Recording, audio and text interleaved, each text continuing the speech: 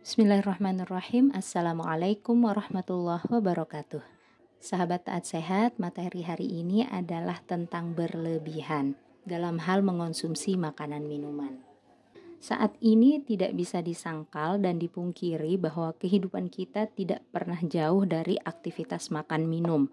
Saat ini kemana saja kita pergi, di mana saja kita berada, kegiatan apa saja yang kita lakukan, dan kapan saja kita ada kegiatan, hal pertama yang kita pikirkan adalah selalu yang berkaitan dengan urusan makan minum. Tahun baru sibuk dengan makanan, bulan puasa sibuk dengan makanan, lebaran sibuk dengan makanan, perpisahan sibuk dengan makanan, reunian sibuk dengan makanan, liburan sibuk dengan makanan, pengajian sibuk dengan makanan, nikahan sibuk dengan makanan, lahiran sibuk dengan makanan. Bahkan ketika ada yang meninggal pun kita sangat sibuk dengan makanan. Di kamar ada makanan, di ruang tamu ada makanan, di dapur jelas ada makanan, di mobil ada makanan, di meja kantor ada makanan, di mana-mana ada makanan. Budaya kuliner seolah-olah menjadi kebutuhan pokok.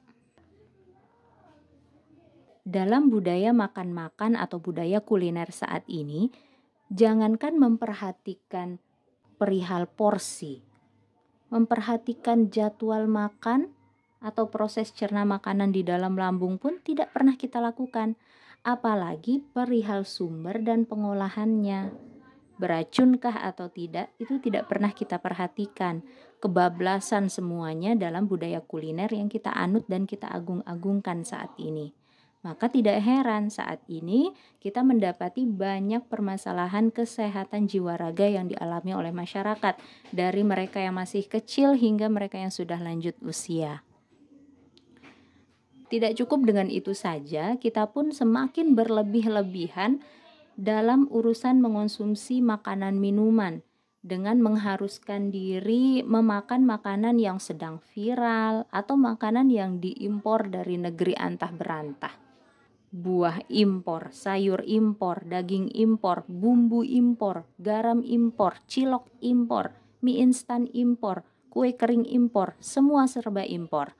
Rasanya tidak afdol dan kurang keren kalau kita tidak mengonsumsi makanan minuman yang diimpor dari tempat yang nun jauh di sana. Rasanya tidak afdol dan kurang keren kalau kita tidak mengonsumsi makanan minuman yang sedang viral. Subhanallah, budaya kuliner dan budaya makan berlebihan yang dijalankan oleh orang-orang di zaman sekarang ini membuktikan bahwa sungguh betapa jauh kehidupan kita ini dari aturan atau syariat yang ditetapkan Allah, dan sungguh jauh pula akhlak kita dari meneladani Rasulullah Shallallahu Alaihi Wasallam.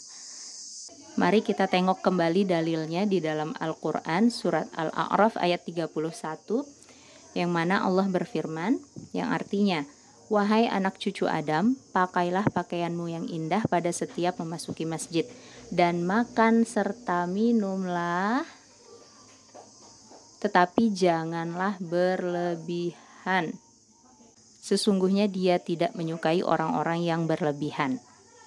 Padahal sudah sangat terang dan jelas perintah Allah dalam bentuk larangan makan minum secara berlebihan di dalam ayat ini.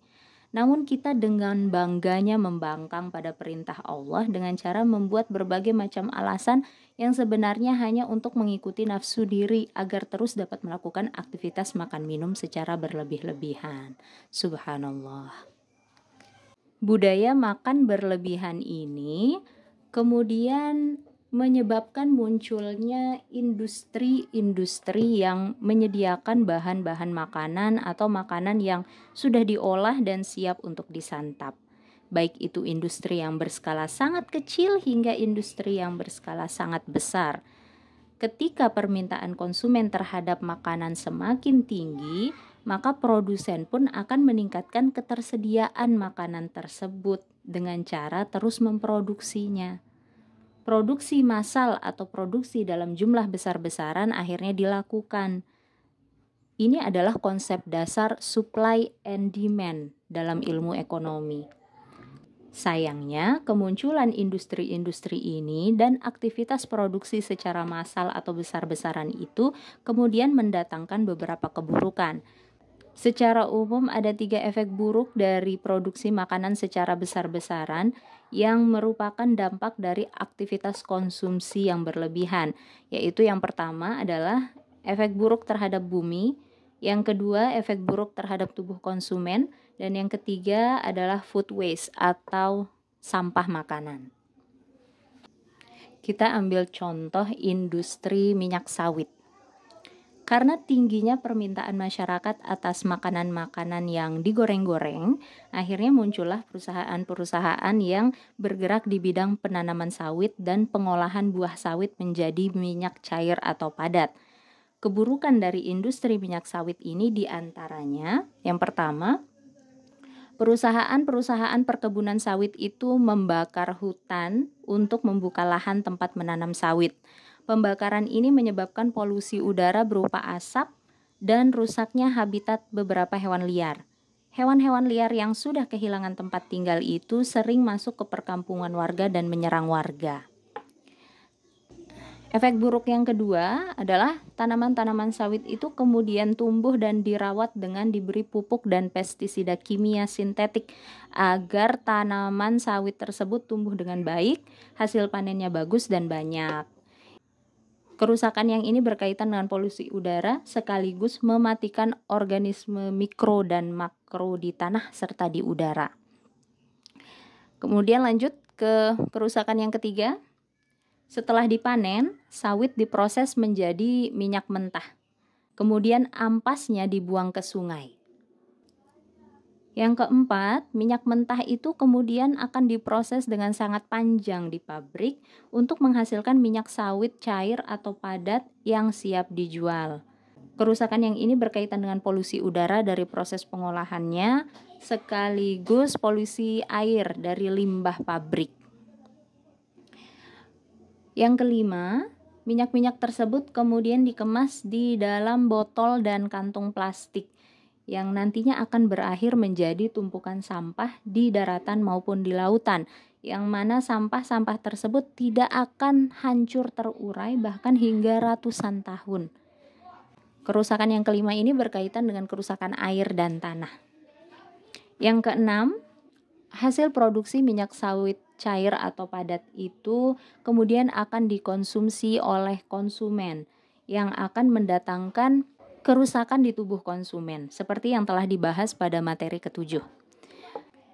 Selanjutnya, dari industri sawit ini kemudian akan muncul industri-industri turunan, yaitu industri makanan yang berbasis minyak sawit cair atau padat. Misalnya industri kue yang menggunakan margarin dan industri makanan yang digoreng-goreng yang menggunakan minyak sawit cair. Akhirnya semakin banyak yang menyediakan akses untuk memenuhi permintaan mulut konsumen yang ingin makan terus-menerus. Dan kerusakan yang kedelapan adalah food waste atau sampah makanan. Tahukah sahabat, sepertiga dari total makanan yang diproduksi di seluruh dunia, baik itu makanan yang diproduksi oleh industri makanan maupun makanan yang berasal dari dapur rumahan, itu berakhir di tempat sampah, menjadi sampah makanan, alias dibuang, tidak dimakan, disisakan. Coba deh sesekali sahabat pergi ke tempat pembuangan akhir sampah dan lihatlah pemandangan sampah-sampah makanan atau sampah organik yang bertumpuk di tempat pembuangan akhir itu.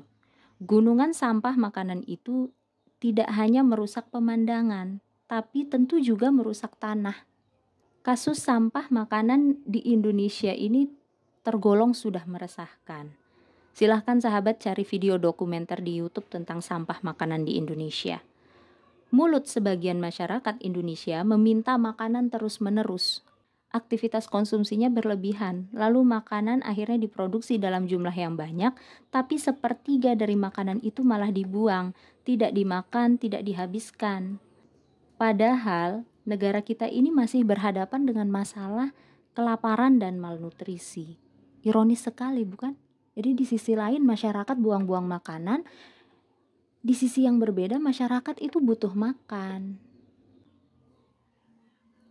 Dan ternyata tumpukan sampah makanan atau sampah organik ini akan menghasilkan gas metana yang akan menguap naik ke langit lalu menyelimuti bumi dan memunculkan efek rumah kaca yang membuat panas matahari terperangkap di dalam bumi.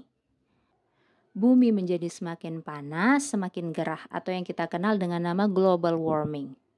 Panas dan gerah tidak lazim yang kita rasakan beberapa waktu terakhir ini adalah salah satu imbasnya. Kemudian cuaca juga menjadi tidak menentu, bahkan iklim pun berubah drastis. Panas, hujan, tidak teratur. Yang dulunya harusnya bulan September, Oktober, November, Desember, Januari, dan sampai Februari itu adalah musim penghujan. Sekarang hujan datang dan pergi tidak tentu waktu. Petani jadi kesulitan mengatur masa tanam, sekaligus kesulitan mengatur jenis tanaman yang akan ditanam. Nelayan juga menjadi kesulitan untuk pergi menangkap ikan di lautan, karena cuaca cerah dan badai itu datang sembarang waktu. Ekonomi pun jadi kacau balau dan morat-marit. Kondisi ekonomi yang sulit membuat orang-orang jadi gampang saling sikut karena urusan duit dan perut. Kejahatan meningkat di mana-mana, tidak hanya di kota, bahkan hingga di desa-desa. Subhanallah, hanya dari makanan yang tidak kita habiskan saja, ternyata efeknya bisa kemana-mana. Masihkah kita akan menganggap bahwa aktivitas makan berlebihan yang melanggar syariat Allah itu tidak memberi dampak apa-apa? Sekarang masuk ke pertanyaan yang paling sering menggelitik benak kita. Siapakah yang salah sehingga kerusakan di bumi, kerusakan di tubuh manusia, kerusakan iklim, kerusakan ekonomi, dan kerusakan-kerusakan lainnya itu muncul ke permukaan? Itu salah siapa? Apakah semua ini merupakan kesalahan produsen makanan karena mereka membuat dan menjual makanan serta memproduksi makanan dalam jumlah yang banyak dan berlebihan? Tidak. Ini adalah kesalahan kita selaku konsumen. Keburukan ini dimulai dari keinginan mulut kita yang ingin makan terus-menerus. Keinginan mulut kita untuk mengonsumsi makanan-makanan beracun itu. Seperti yang dijelaskan tadi di sini, bahwa demand itu sangat mempengaruhi supply. Lajunya keinginan mulut kita yang bermacam-macam dan tidak habis-habis inilah yang mempengaruhi lajunya aktivitas produksi makanan-makanan tersebut.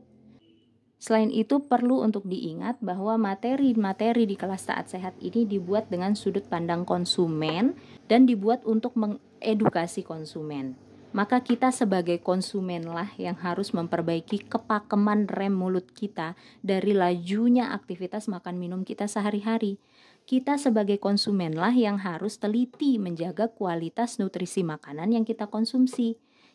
Kita tidak perlu menunjuk-nunjuk dan menyalahkan produsen industri makanan beracun. Sebab jika kita selaku konsumen tidak membeli dan meminta produk-produk makanan yang haram dan khabith atau makanan yang beracun itu, maka produsen-produsen ini tentu tidak akan memproduksi dan menjual makanan-makanan haram dan khabith yang beracun tersebut.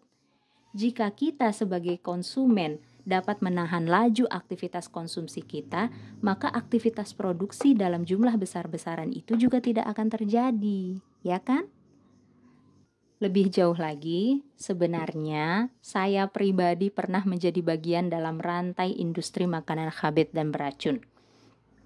Dulu saya berjualan berbagai macam makanan beracun seperti keripik, kerupuk, dan kudapan lainnya yang makanan-makanan tersebut serba digoreng, mengandung terigu, mengandung pemanis olahan, dan margarin. Kurang lebih 2 tahun saya bergelut di bidang industri makanan tersebut. Dagangan saya tuh laris banget, Masya Allah. Hingga akhirnya saya mengalami gejolak di jiwa saya. Saya mengalami kegelisahan.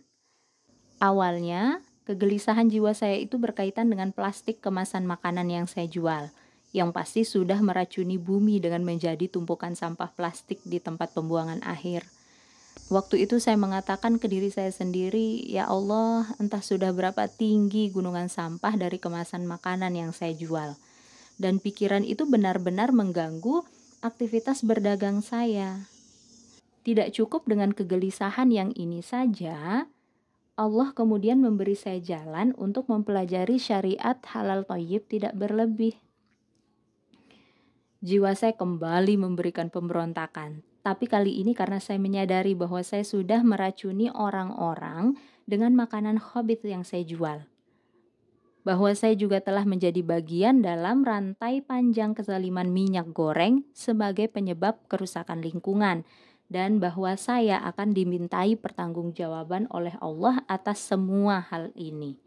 Setelah itu, akhirnya industri kecil saya itu saya tutup dan saya berhenti berjualan makanan khabith.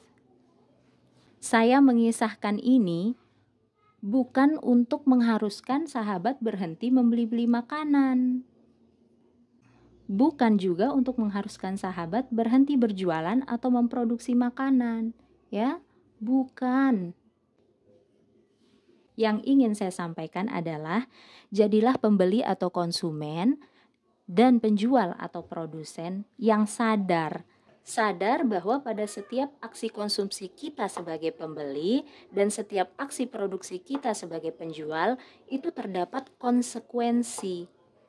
Bukan hanya konsekuensinya bagi tubuh kita sendiri, tetapi juga konsekuensi bagi bumi Allah dan seluruh elemen yang ada di dalamnya. Apa saja elemen di dalamnya? Ya, tubuh orang lain, ya tanah, air, udara, hewan, tumbuhan. Itu semua akan terpengaruh oleh aktivitas konsumsi dan produksi kita. Itu yang harus kita sadari konsekuensi ini. Yang semoga dengan kesadaran itu kita jadi bisa menahan aktivitas konsumsi kita sehingga menjadi tidak berlebihan. Sebab Allah menghendaki kita menjadi manusia yang tidak egois, menjadi manusia yang tidak hanya mementingkan pemuasan nafsu lidah semata atau hanya mementingkan kesenangan diri saja, tetapi kita juga harus mementingkan makhluk Allah yang lainnya. Maka peganglah dengan teguh syariat tidak berlebih ini, agar kita dapat menahan nafsu di dalam diri. Peganglah dengan teguh syariat tidak berlebih ini, agar kita dapat menjadi solusi, bukan polusi. Peganglah dengan teguh syariat tidak berlebih ini, agar kita dapat mendatangkan kedamaian di muka bumi. Semangat mengamalkan ilmu, semoga Allah menolong kita untuk menjadi pembeli dan penjual yang selalu sadar dalam segala aktivitas yang kita lakukan setiap hari. Wassalamualaikum warahmatullahi wabarakatuh.